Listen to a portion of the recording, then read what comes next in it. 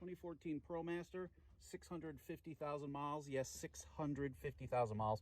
I had an issue with a coolant bottle. This is actually technically called a surge tank, where it had developed a little crack here. So I I used a plastic weld product, and that seemed to work.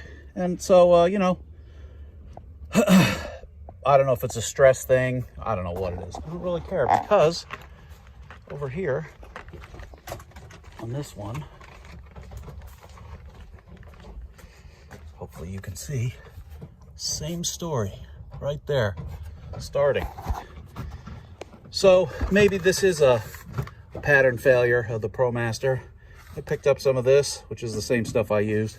We'll try it. I would expect it would work, but we're going to find out. So if you're losing coolant like we all seem to be, I guess I should give the background.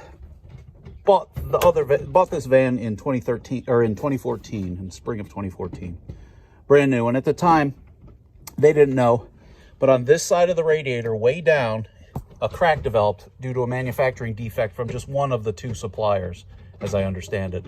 So they all started leaking, and everybody complained about smelling coolants. And if you go on the forum, you'll read nothing but coolant issues from 2014.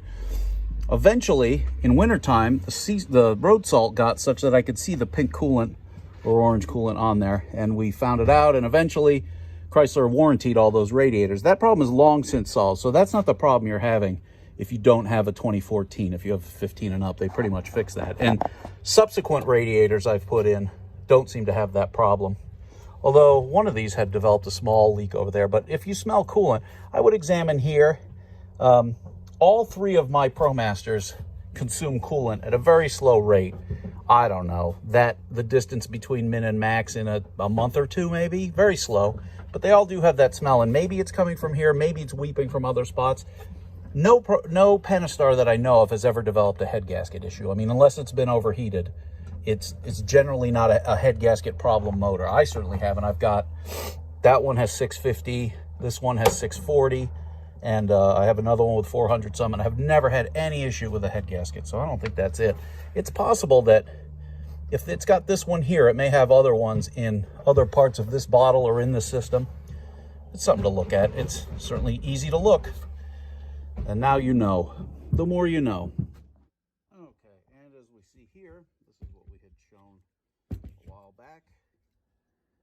That patch was fine, but then, just the other day, and I would not have noticed it, you can see, it was cracked, and it was just weeping a bit, and that's where the coolant was going. So the evidence for this would be, this sits like this. Actually, it sits like this as you look at it in the van, with the two hoses coming out. Oh boy, it's peeing everywhere. Two hoses coming off to the side, and what you would see is evidence of a crusty pink, perhaps orange residue of dried coolant on the hose as it's going down.